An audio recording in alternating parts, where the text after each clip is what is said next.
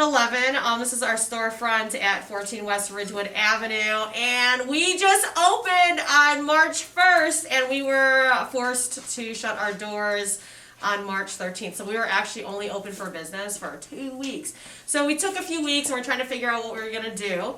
And we decided to move all of our products online. So we're working on our online website right now. But in the interim, what I'm doing is basically taking pictures and posting all of our products. And we're doing curbside pickup, I'm delivering, and I'm shipping. So I'm basically delivering around Hudson County, Bergen County, and Rockland County. But as you can see, I'm making sure that I'm gloved up and I'm masked and everything's being safely packaged and delivered.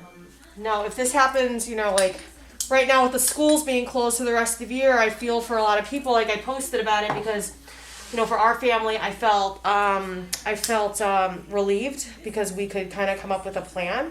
And I posted about it, and of course, everything's perspective, and for us it's easier than it is for a lot of other families out there because we can work from home and our schedules allow for it to be easier for us to do distance learning, and my kids are older, but if this happened to me 6 or 7 years ago and my kids were a lot younger and I had to work in an office or I had to actually go to work, this would be massively difficult.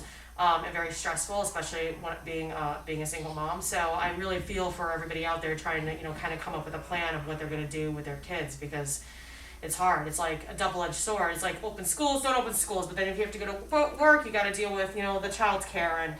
And so right now I feel very, very, very blessed and grateful for sort of where we are right now, but I do feel for a lot of people out there trying to make plans. It's been definitely a process and a struggle trying to figure out what the right thing is to do with our business because we definitely took a few weeks to sort of process what was going on and try to look at sort of the future now with what's going on with COVID-19 right now, but also what's going to go on in the future. And if I could give any sort of advice, that if you need to take a moment and if your moment's a day or if your moment is 4 weeks like it was for us to figure out what we need to do, make sure you take that time to be able to kind of make that space for yourself and to feel peaceful and calm and just sort of embrace where you are right now, because I think that if you can do that, you can create a lot more, sort of space within yourself and in your head to make the right decisions that you need to make. Because I spent a lot of time for the weeks after we closed sort of feeling guilty because I was kind of sitting on my butt and not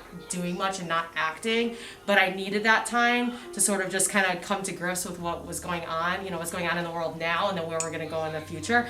And that was the best thing that I could have done. My partner and I, Blanca and I, we both did that, and we were just really, really understanding of each other and our space and what we needed for those few weeks, and then we were able to come with a plan that felt comfortable for us, and we were able to execute it just comfortably and with ease when we were ready. So if I could give anyone that sort of advice, just embrace your feelings, sit with them, cry if you need to, yell if you need to, and just try to innovate. There's always a way. I always feel like there's always a way. I've spent a lot of time trying to come up with solutions in my life, and I think that if you just take that time and to make that space, that you can come up with an answer.